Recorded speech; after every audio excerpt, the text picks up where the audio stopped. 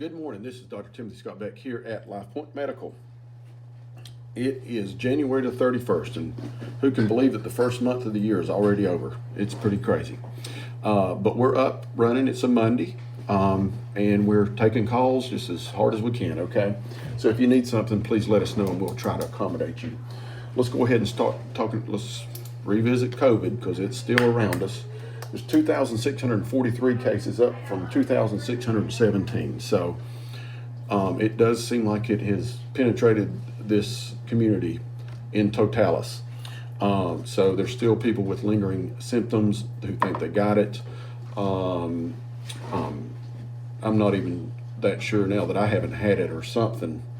But anyway, it fortunately it's not causing that many deaths.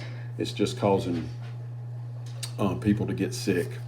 And however, if you're immunocompromised or unvaccinated, you always have to consider that you might be that unlucky person with this disease, because it does seem like it reaches out and grabs people in weird times and places or weird ways.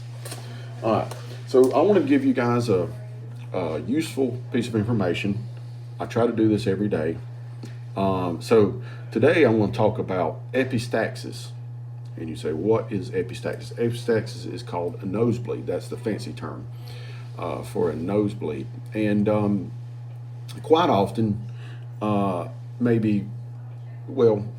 often a patient will come in here to me and they'll say, Dr. Beck, every time I blow my nose bleeds.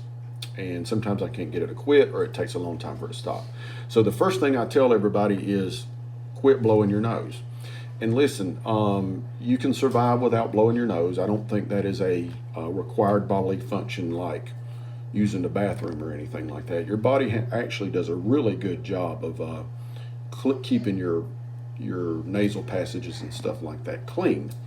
So that's one thing that we need to do. Number two, a lot of times folks are on blood thinners, okay, which makes your chances of bleeding from your nose even much higher, okay? Or there's some trauma, like getting the COVID test or something like that, where they're sticking something up your nose, and that will do it. I've even seen where they were going to make I think the Olympic team had to have 4 consecutive negative tests before they'd let them go, and I'm like, my God, what is it going to do to their nose?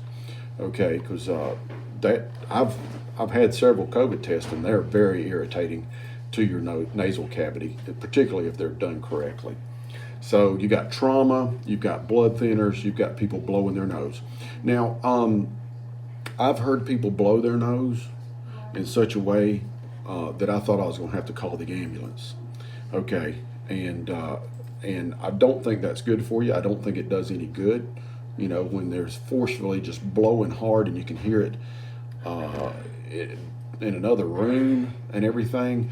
Okay, I just don't think that's appropriate. Okay, so let me talk to you about when you can clean out your nose. Usually, if you're taking a warm or hot shower, okay, and stuff is running, that's a good time to clean your nose. Okay, using the nasal rinses, the saline nasal rinses, is a good way to clean your nose. Okay, but just laying into it with a handkerchief just as hard as you can, I just don't think is the best way to clean your nose out.